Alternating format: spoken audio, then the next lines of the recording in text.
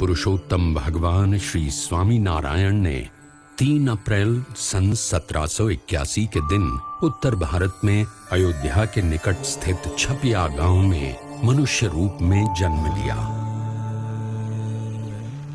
बाल घनश्याम के रूप में दिव्य लीलाओं से भरे बाल्यकाल के कुछ वर्ष उन्होंने छपिया में बिताए और कुछ वर्ष अयोध्या में बिताए और 29 जून सन 1792 की रात को वे नीलकंठ वर्णी के रूप में अयोध्या से गृह त्याग कर निकल पड़े, अनंत जीवों को अपना योग करवाकर उनका कल्याण करने के लिए एक कल्याण यात्रा पर।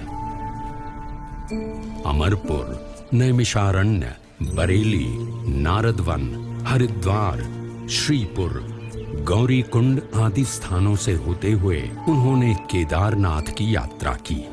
केदारनाथ से सीधे बद्रीनाथ जाने का अति विकट मार्ग लांघकर उन्होंने बद्रीनाथ की यात्रा की और आगे घोर शीत ऋतु में भी बद्री वन में कठोरतम तपश्चर्या करके विश्व के सबसे ऊंचाई पर स्थित प्रदेश तिब्बत में हिमालय के उत्तुंग बर्फीले पर्वत शिखरों को पार करके उन्होंने मानसरोवर जाकर निवास किया।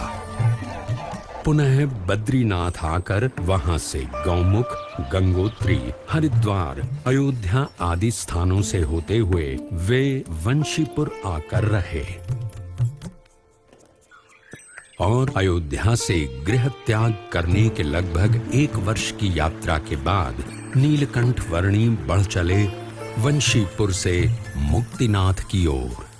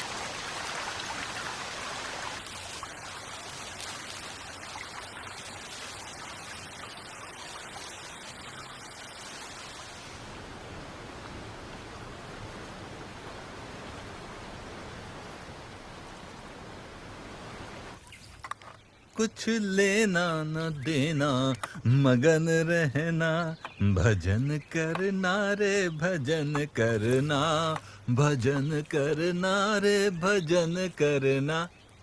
भजन तो करना और भोजन भी करना, क्योंकि भूखे पेट न होए भजन गोपाला रे। आहा, भजन करना पर भोजन भी करना, भजन। अरे छोटे महाराज, बाल योगी जी, कुछ भोजन खाओगे महाराज? आओ आओ, अरे बड़ा स्वाद बना है आज तो। लो दीजिए। धन्यवाद। ग्रहण करो योगी जी, ग्रहण करो। यात्रा पर निकले हो? जी हाँ। कुछ सामान नहीं है साथ में?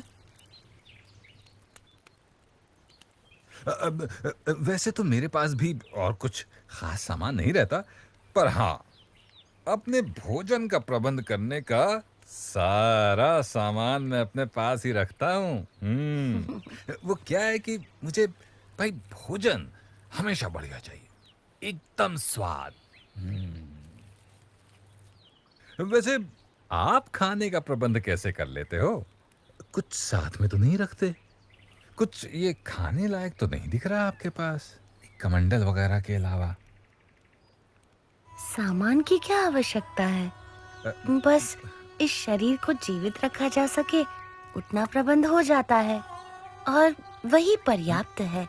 बात तो सही है, लेकिन अब खाने अरे अरे अरे अरे महाराज, अरे ये क्या कर रहे हैं छोटे योगी जी? अरे अरे अरे सत्यानाश! सारी मेहनत पानी में मिला दी आपने। ऐसे पानी मिलाकर भोजन कौन करता है महाराज? इसमें स्वाद क्या आता है और आनंद क्या आता है इसमें? स्वाद तो परमात्मा की मूर्ति का आता है और आनंद भी उनके स्वरूप का, निज स्वरूप का ही आता है।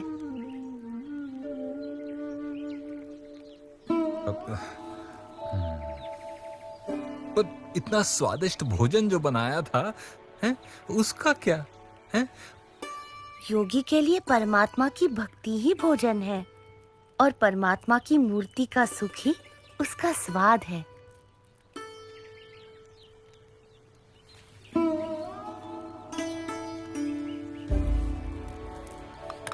धन्यवाद सन्यासी जी। बाली होगी, धन्यवाद तो मुझे आपका करना चाहिए कि आपने मुझे इस स्वाद लोलुपता से अवगत कराया महाराज, और निस्वाद होने की सीख दी। कुछ लेना न देना, मगन रहना, और भोजन नहीं, अब भजन ही करना। भजन करना रे भजन करना।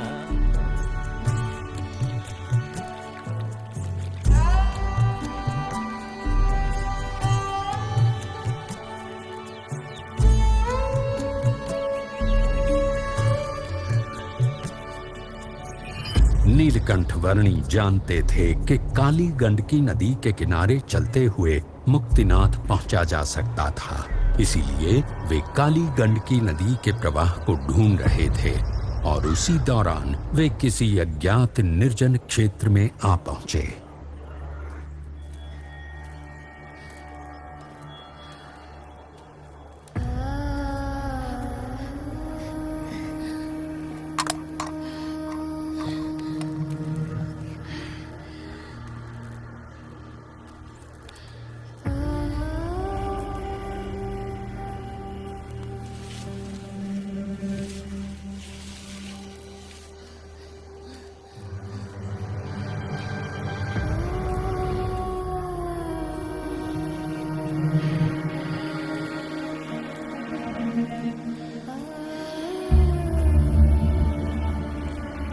इस सुनसान क्षेत्र में धरती पर खाने या पीने के लिए कुछ भी नहीं था और आकाश में शिकारी पक्षियों के झुंड किसी भी पशु या मनुष्य के शरीर को अपना भोजन बनाने के लिए आतुर थे।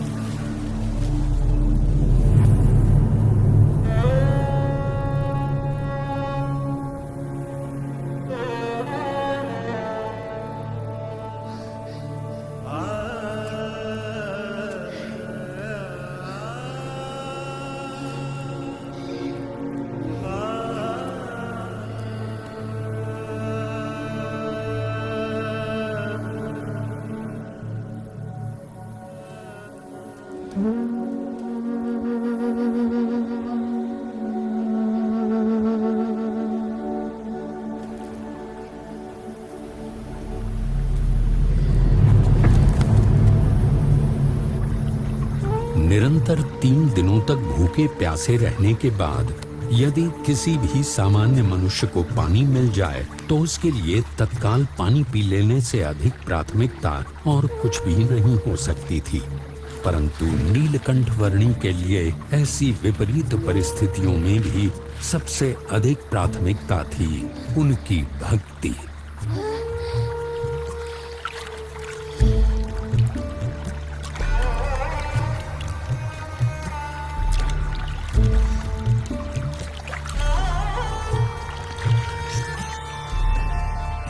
सब ही प्रकार से जीव सौंपे सो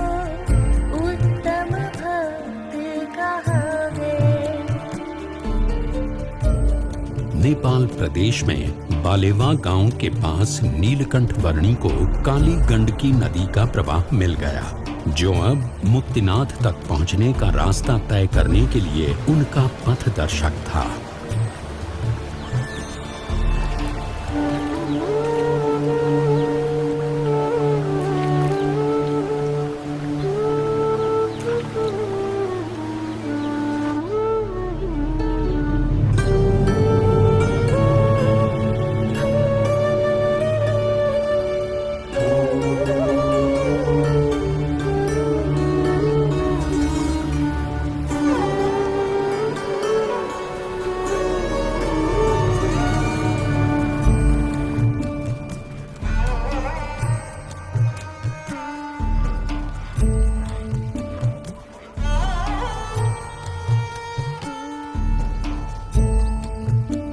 और इसीलिए रोज सुबह सबसे पहले भगवान की पूजा प्रार्थना करनी चाहिए और उसके बाद ही बाकी सब कामों की शुरुआत करनी चाहिए।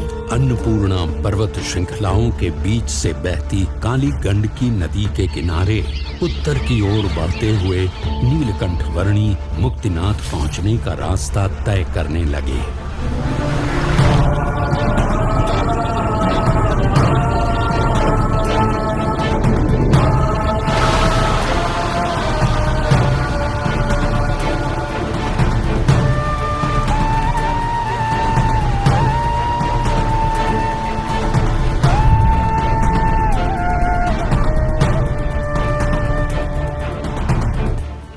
काली गंडकी नदी का प्रवाह मुक्तिनाथ जाने के लिए नीलकंठ वर्णी का मार्गदर्शक था और तातोपानी क्षेत्र से आगे किसी घाटी में से चलते समय कहीं पर काली गंडकी नदी का वो प्रवाह मानो अदृश्य हो गया। उस प्रवाह को ढूंढ लेना अनिवार्य था।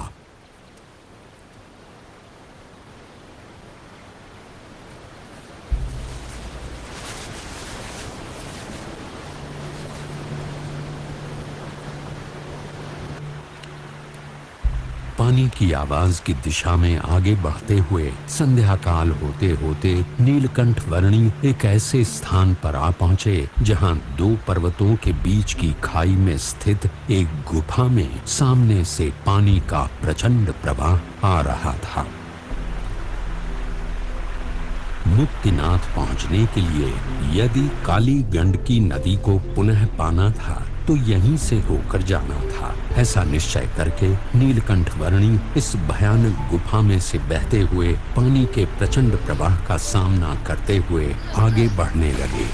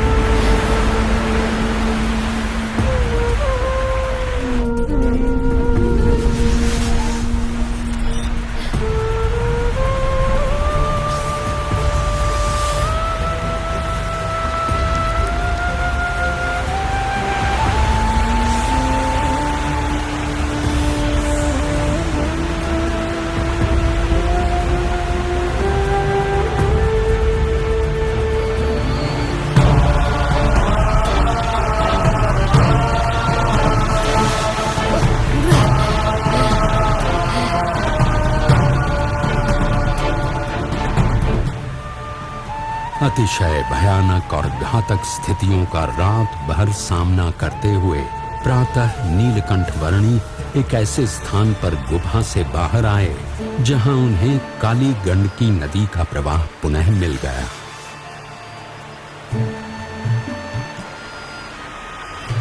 मुक्तिनाथ पहुंचने के लिए पुनः काली गंडकी नदी के किनारे उत्तर की ओर बढ़ चले नीलकंठ वर्णी की कुछ हठ योगी सन्यासियों से भेंट हो गई। आप सभी हठ योगियों को हमेशा उचित साधना करने का मार्गदर्शन मिलता रहे और अंततः परमात्मा की भक्ति का उत्तम योग प्राप्त हो, ऐसी मेरी शुभेच्छा है।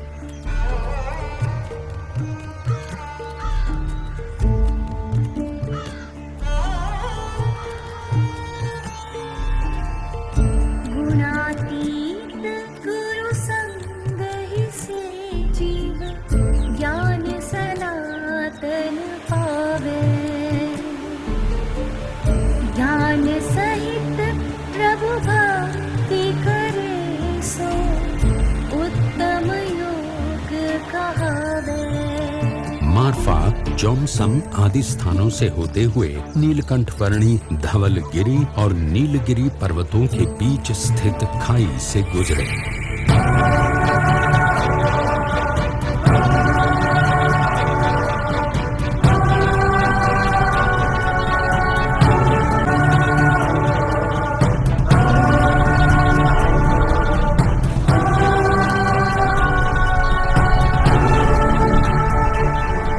विश्व की कुछ सबसे गहरी खाइयों से होते हुए नीलकंठ वर्णी एक ऐसे क्षेत्र में आ पहुंचे जहां सबसे वास्तविक रूप के शालिग्राम प्राप्त होते हैं, ऐसा माना जाता है। ये थोड़ा बहुत शालिग्राम लग रहा है। नहीं, पक्का होगा। और ढूंढता हूँ, शायद इससे भी अच्छा मिल जाए। आप कुछ ढूंढ रहे हो? हाँ, सच्चे शालिग्राम। इस विस्तार में अनगिनत पत्थर हैं, ऐसे काले काले। और ऐसे अनगिनत पत्थरों में से कभी कभार एक सच्चे शालिग्राम मिल जाते हैं। बड़े अमूल्य होते हैं सच्चे शालिग्राम, क्योंकि सच्चे शालिग्राम की मूर्ति में भगवान बसते हैं। यदि वो मिल जाएं तो बस भाग्य उजागर हो जाए, कल्याण ही हो जाए अपना। क्या मूर्ति में भगवान सचमुच होते हैं? हाँ, वैसे तो परमात्मा कण कण में व्याप्त है और परमात्मा ने प्रमाणित की हुई मूर्ति में तो उनका वास जरूर होता है। परमात्मा और कहाँ बसते हैं? अपने धाम में, और यहाँ इस पृथ्वी पर ब्रह्म स्वरूप संत में। जैसे इन अनेकों में से कोई एक शालिग्राम होते हैं, वैसे अनेक प्रकारों में एक सच्चे प्रकट ब्रह्म स्वरूप संत होते हैं, जिनमें साक्षात परमात्मा का सांगोपांग निवास होता है। परमात्मा स्वयं या ऐसे ब्रह्म स्वरूप संत ही जीव को परम कल्याण का मार्ग दिखा सकते हैं। और इसीलिए उन दोनों की प्राप्ति भी अति दुर्लभ है।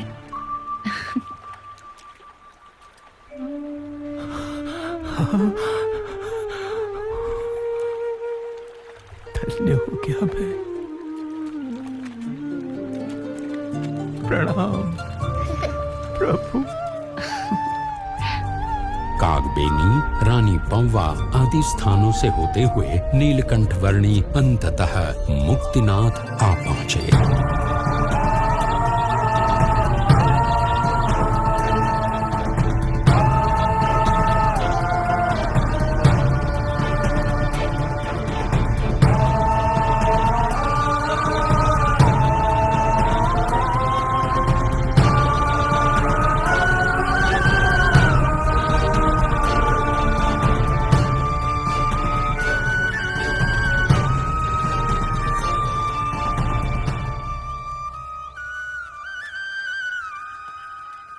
नीलकंठ वर्णी जब मुक्तिनाथ आ पहुंचे तब उनकी उम्र थी लगभग 12.5 वर्ष।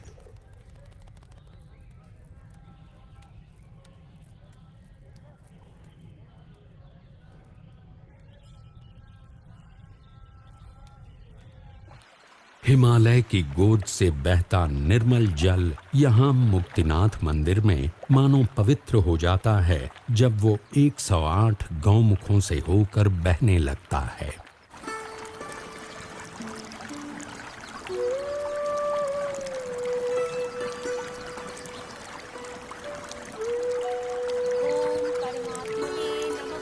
मैं तो छोटा बच्चा हूँ, मैं इस पानी में स्नान नहीं करूँगा। बेटा हमने स्नान कर लिया ना, चलो तुम भी कर लो। हाँ, ये तो बहुत ठंडा है माँ, मैं इसमें स्नान नहीं कर पाऊंगा। फिर भी स्नान तो करना पड़ेगा बेटा, जाओ। मेरे साथ आ जाओ दोस्त। जाओ जाओ। चलो आ जाओ।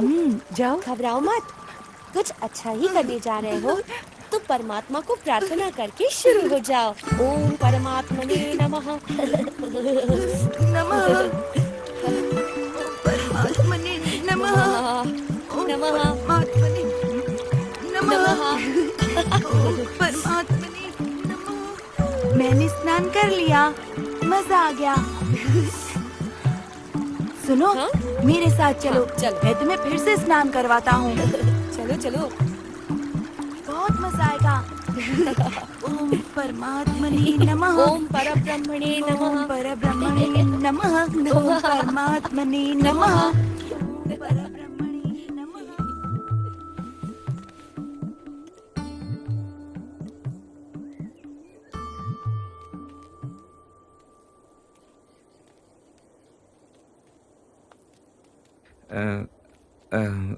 कुछ ढूंढ रहे हैं आप वर्णी जी? ब्रह्मा जी के पुत्र पुलह जी ने यही कहीं तपस्या की थी ना? हाँ, यहीं पर आगे। इसलिए तो ये जगह पुलाश्रम कहलाती है। पर क्यों? मुझे भी वहां तपस्या करनी है। आप इतने तपकृष्ट तो हो ही गए हैं, अब और कब तक तपश्चर्या करते रहेंगे?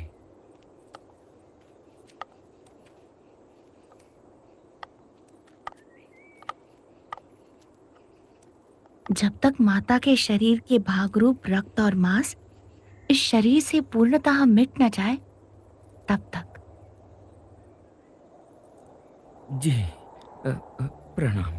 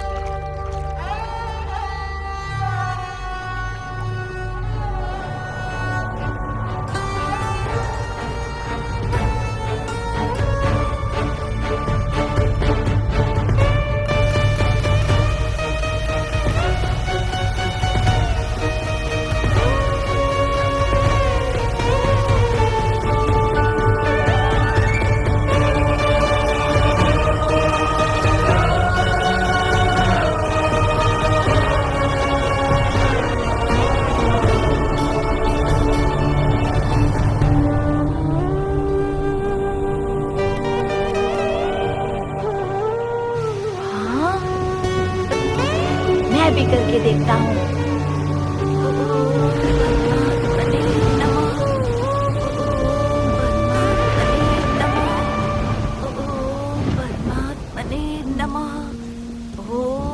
परमात्मने नमः। ओम परमात्मने नमः।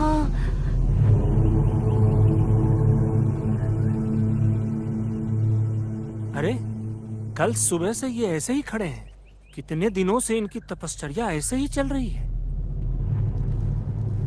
अपना पूरा जीवन मैंने यहाँ मुक्तिनाथ में बिताया है, पर आज तक ऐसी असामान्य तपश्चर्या के दर्शन मुझे नहीं हुए। ऐसा लग रहा है जैसे साक्षात परमात्मा यहाँ पृथ्वी पर उतर आए हों।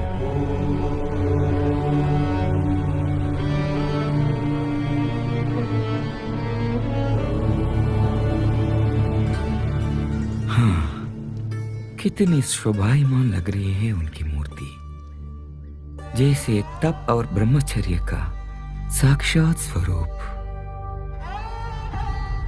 सूर्य देव को भी तेज प्रदान कर रहे हो, ऐसी तेजोमय कांति